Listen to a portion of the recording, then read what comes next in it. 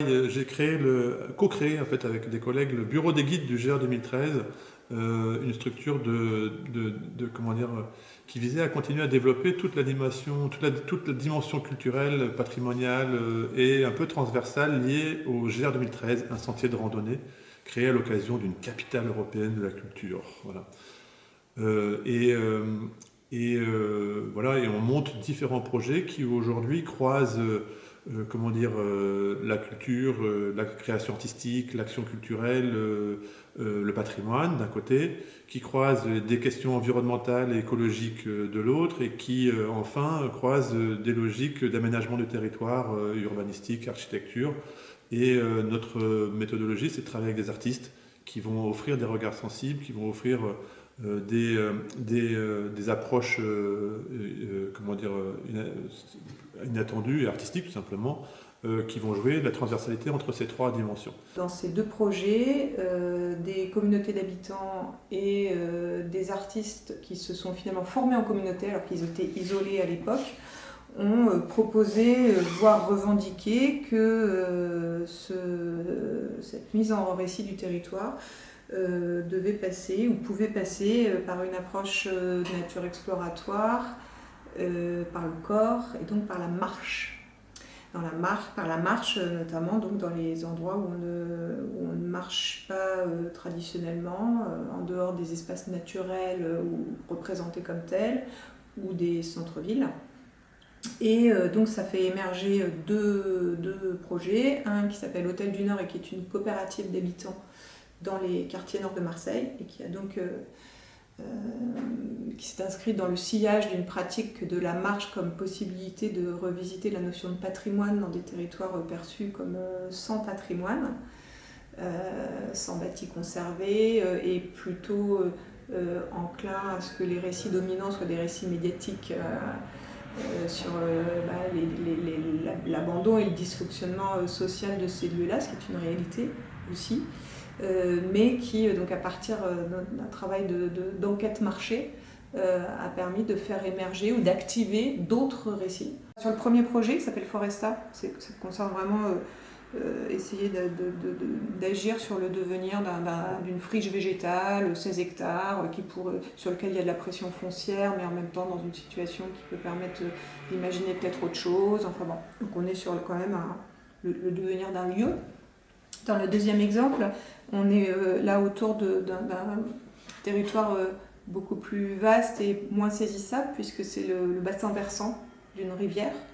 Donc justement, le premier travail, finalement, ça a été de faire émerger le personnage, qui est, comme beaucoup de rivières urbaines, n'était plus rien, c'était juste un égout, c'était pas un personnage. Donc déjà, comment on arrive, et là, ça encore une fois, ça passe par la marche, l'exploration, à faire que progressivement, il y a une histoire qui émerge, il y a un personnage, il y a de l'imaginaire, et donc au bout d'un moment, il y a un enjeu.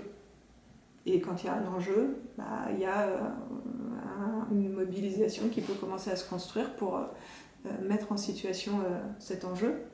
Et donc là, pareil, l'événement, il permet à un moment, par exemple, dans un cas comme ça, de se dire, tiens, collectivement, si on n'habite pas tous au même endroit, et que justement on n'est pas ultra en capacité de se localiser ou de se penser dans le même espace localisé, parce qu'il y en a qui habitent à la source, d'autres qui habitent à l'embouchure, d'autres qui habitent... et que souvent, c'est vrai que les dynamiques habitantes fonctionnent souvent de manière quand même ultra locale. D'un seul coup de se dire qu'est-ce qu'on pourrait faire comme événement commun qu'on va faire tous ensemble en même temps, tout du long de la rivière, c'est quelque chose qui d'un seul coup donne une forme à la réalité de ce bassin versant, et pas juste une forme cartographique, ça devient un truc vivant. On peut s'envoyer des messages, il y a la force du collectif, et ça, c'est difficile quand même de réussir à le rendre sensible, pas intellectuel, je trouve, sans l'événement. Ceux qui revendiquaient le plus le GR 2013, c'était les petits offices du tourisme, les associations, les petites communes qui composent la métropole. C'est-à-dire qu'elles ont vu là enfin un moyen d'être reconnus dans un tout dans lequel jusqu'à présent ils ne trouvaient pas leur place, en fait, quoi, ou du moins ils se retrouvaient marginalisés. Et du coup, c'est une manière de donner une cohésion d'abord à son propre territoire, avant de penser à son attractivité auprès de d'autres cibles. Le fait de se retrouver dans des formes événementielles, par moments en étant un peu nombreux, dans des endroits improbables qu'on aura, qui sont pourtant terriblement ordinaires, qu'on aura rejoint avec notre corps, à pied, en partageant le chaud, le froid, la pluie, en ayant été dans cette qualité de conversation et d'observation que permet le fait d'être justement dans une posture non figée, non fixe, non assignée. Ça donne vraiment très fortement et assez rapidement, c'est assez étonnant, ça fabrique de la communauté et donc entre les gens. À partir du moment où on décide de travailler avec des habitants, avec des communautés qui composent un territoire de projet, on ne peut pas juste dire venez participer à mon projet, venez participer, vous allez trouver du bien, mais venez participer à mon projet, et une fois que le projet est fini, bye bye, ciao, c'est fini, parti. En fait, quoi. On est dans une logique aujourd'hui de one-shot, d'événements, de séquences. On parle de la séquence président, on parle de la séquence machin, on est dans une événementialisation de la vie, tout court, pas juste culturelle, mais de la politique publique, et qui fait qu'on en perd son sens. Je trouve qu'à partir du moment où on décide de s'engager à travailler avec des communautés, ça nécessite un engagement de soi-même dans la direction une direction de projet qui dépasse le seul cadre de l'événement. Dans la première catégorie d'événements dont je parlais tout à l'heure, que j'appelle plutôt les événements prototypes, la question de la programmation, c'est même pas un sujet, puisque ce que vous allez mettre en forme, et donc il y a vraiment une question de forme. Il y a vraiment une question de comment on construit l'espace, comment ça se passe, quoi, à quelle heure, comment on accueille les gens, tout ça, donc toutes les questions que se pose un événementiel. Mais il n'y a pas par contre de problématique de programmation, parce que ce qu'on va mettre en forme, en récit, en design, en hospitalisé, c'est juste les choses en fait qui ont poussé, c'est les histoires qu'on a partagées, fait émerger, et après, du coup, de se poser la question de comment on va pouvoir se les raconter dans une fête, puisque pour parler d'un événement, on parle plus d'une fête. C'est que du coup ça va devenir motivant, que telle histoire ça donne des idées. Au final, effectivement, ça va faire que dans cet événement on va se retrouver avec des ateliers, des formes performées, des expositions ou quoi, mais c'est que de la mise en fait en forme, des fois en coopération avec des artistes qui vont aider à ça, mais de là où on en est et de comment à un moment, au travers cette forme-là, ça permet aussi de poser des questions, de partager des hypothèses, mais autrement qu'en faisant des réunions tout le temps, quoi. Le GR 2013 est un projet qui est né d'une capitale européenne de la culture. La capitale européenne de la culture, c'est aussi un projet de marketing qui est dingue, en fait, quoi. Et en même temps, le GR s'inscrivait complètement à contre-courant de cette histoire-là. Rendez-vous, il y en a plein. Mais le moment où on se dit on fait événement, c'est une fois par an, et on s'est saisi d'un autre contexte événementiel. Souvent on fait ça en fait, pour s'y accrocher, parce que d'emblée en plus ça diversifie les modes de représentation de ce qu'est un événement. Avec le bureau des guides et donc plutôt les artistes, on est aussi dans une question de non-programmation, au sens où les artistes sont nos partenaires. En ce moment, on est plus particulièrement à travailler autour de la question de l'étang de Berck. Et donc là, dans le cadre de ce projet-là, par exemple, qui va être un projet événementiel, qui s'inscrit dans une biennale d'art contemporain, qui s'appelle Manifesta, enfin bon, tous les trucs dans lesquels il va y avoir des affiches qui vont croiser des logiques événementielles des communes, puisque pour aussi être ancré localement, justement, c'est une manière de aussi rentrer en résonance avec une commune, c'est quand même de se saisir de ses propres événements, parce que sinon elle ne vous calcule pas, quoi. Et vous êtes à la limite, vous êtes plutôt des intrus. Par contre, il peut y avoir de l'hospitalité mutuelle en partant de la question justement événementielle. et des événements que cette commune a pour l'habitude de proposer. Et donc là, nous, le principe, en gros, hein, c'est de se fabriquer une aventure collective pour faire en sorte que là aussi, il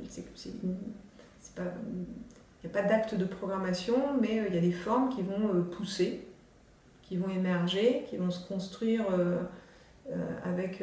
donc nous, c'est vrai qu'on aime bien les récits cadres, on aime bien se donner une histoire de... Il était une fois une bande de Marseillais ou d'à côté qui ne savaient plus trop par quel bout prendre l'époque et la planète et toutes nos contradictions, et qui un jour tombe sur un bug cartographique avec la disparition de l'étang de Berre sur l'atlas routier Michelin.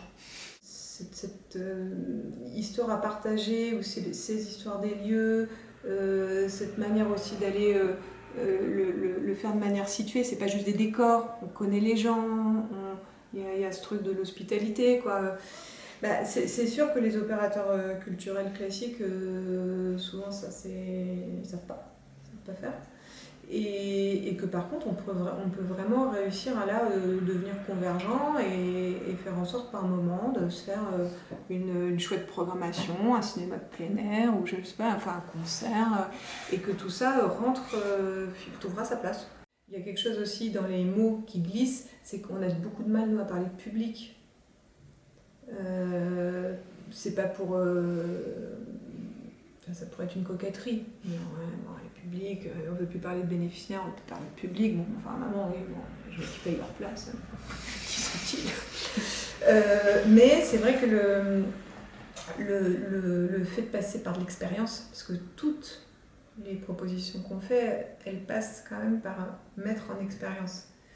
Et là, il y a quand même quelque chose qui se passe, qu'il y a une barrière qui disparaît, il y a quelque chose qui passe dans le rapport c'est vrai que il y a une implication qui émerge par le simple fait d'être dans ce rapport d'expérience situé. Et donc là, donc ça c'est très vrai par les marches. À la base, la marche, et c'est un des trucs magiques dans la marche, c'est ce que je disais tout à l'heure, on passe de gens qui sont là, qui ne se connaissent pas, on a une espèce de troupeau d'humains, et puis il y a quelque chose qui se transforme, on a l'impression qu'on se transforme, et à la fin, on est un milieu, on se sent souvent assez intelligent collectivement, on s'aime même, on se quitte plus après. Mais sur le moment où il y a quand même effectivement ces fameux événements publics, comment on arrive à ce que les gens basculent à embarquer avec nous, à rejoindre ce rapport-là plus exploratoire à leur milieu, quoi. Et donc là, on va essayer plein de trucs, donc on a plein de... Mais maintenant, c'est une des questions là qu'on va aborder, c'est pas tant comment on fait pas de la programmation, mais c'est comment on fait pas du public. Là où on en est, des pistes de travail pour qu'on soit assez rapidement pas un public qui vienne consommer des activités. Bon, après, finalement, on fait de l'éducation populaire, un peu différemment, mais ça relève de ça. Hein. Alors là, c'est là où, par exemple, on utilise le rituel. Et les rituels, on aime bien les rituels qui permettent de mettre tout le monde ensemble, mais on aime bien aussi chercher les rituels qui vous permettent de faire le pas de côté, même individuellement. Donc c'est toute la question de comment on vous accueille. On va, dans ce cas-là, on va expérimenter, on va voir ce que ça donne, mais un rituel d'accueil qui va un peu faire dérailler ça. Notamment, on va vous proposer de vous donner un compagnon pour la journée. Et dont il faudra, l'idée, c'est de prendre un peu soin de lui, et lui prendra soin de vous, mais pour ça, il faut mieux se connaître. Et donc le compagnon, ça sera un des personnages humains ou non humains qui composent le milieu qui est là. Donc vous pourrez avoir comme copain pour la journée la palourde. Mais aussi la cheminée et la Zoster, enfin, en fait tous les personnages qui sont là, si on veut les reconnaître comme des personnages. Quoi. Alors à partir de là, il y a plein de choses qui deviennent possibles pour mieux connaître son copain, son compagnon du jour. Et donc on a toute une série de manières d'activer du coup des formes d'exploration. Donc en fait les gens, en fait, ce petit rituel, c'est un embarquement.